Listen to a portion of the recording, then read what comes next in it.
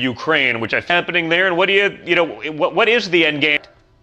Well, for the globalists that are running the show, this is the globalist neocon elite, and both on the Hill as well as in the White House, and these elites in Europe, particularly in Paris, Berlin, London, they're all interested in seeing BlackRock take over Ukraine, number one, so that it can be systematically stripped of its resources and turned into a subjugated state that belongs to the larger globalist elites.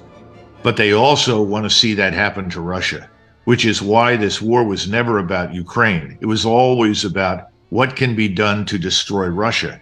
And of course, since the people in charge didn't perform any strategic analysis, they never thought about purpose, method, or end state, they concluded that Russia today is still the Russia of 1992.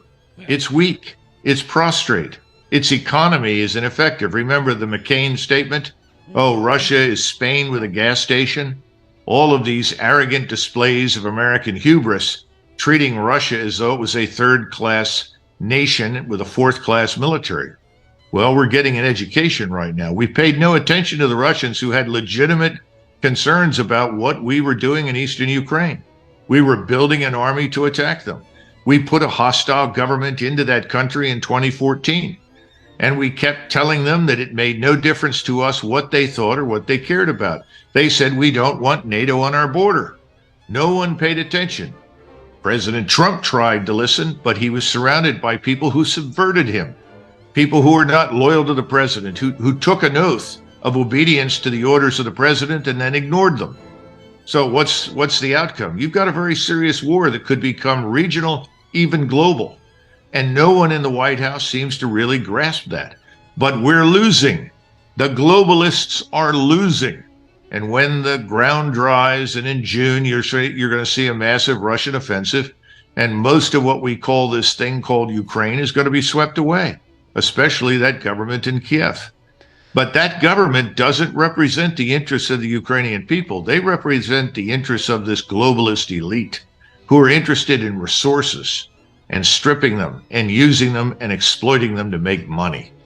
Yeah, it feels like, the biggest threat to America is actually what's happened to the petrodollar. When you have Putin now talking with the Saudis and Putin now talking with Xi, and you get rid of the petrodollar, and all of a sudden all that borrowing that we do, where we're living way above our means, that's no longer possible, plausible, or worse.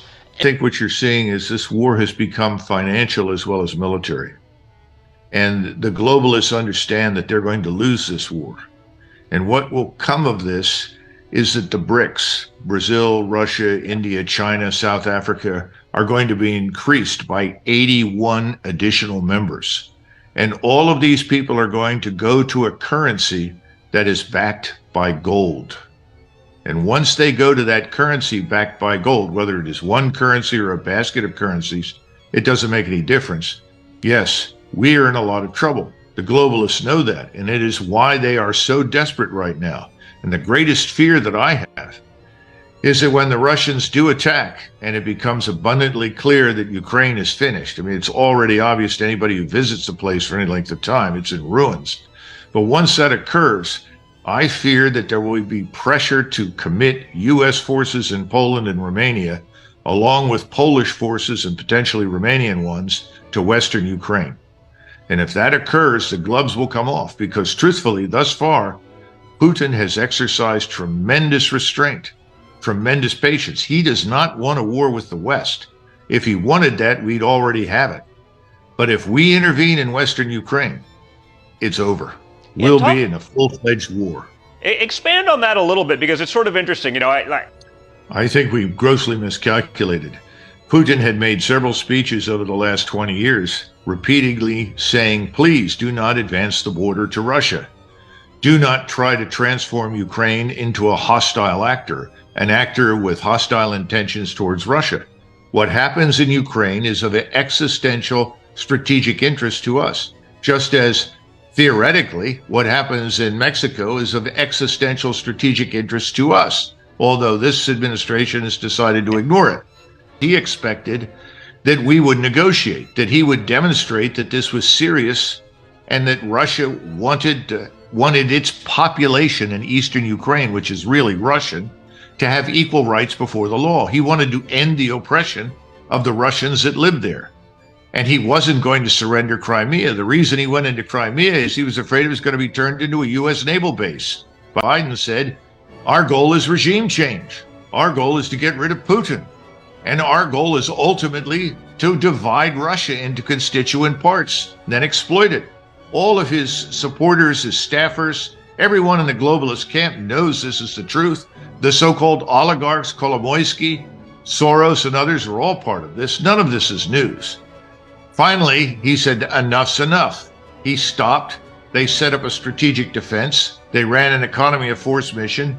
And now they have a force in place that can go as far as it needs to go, which includes to the Polish border. They have a plan for a 31-month war against us if we insist on fighting it.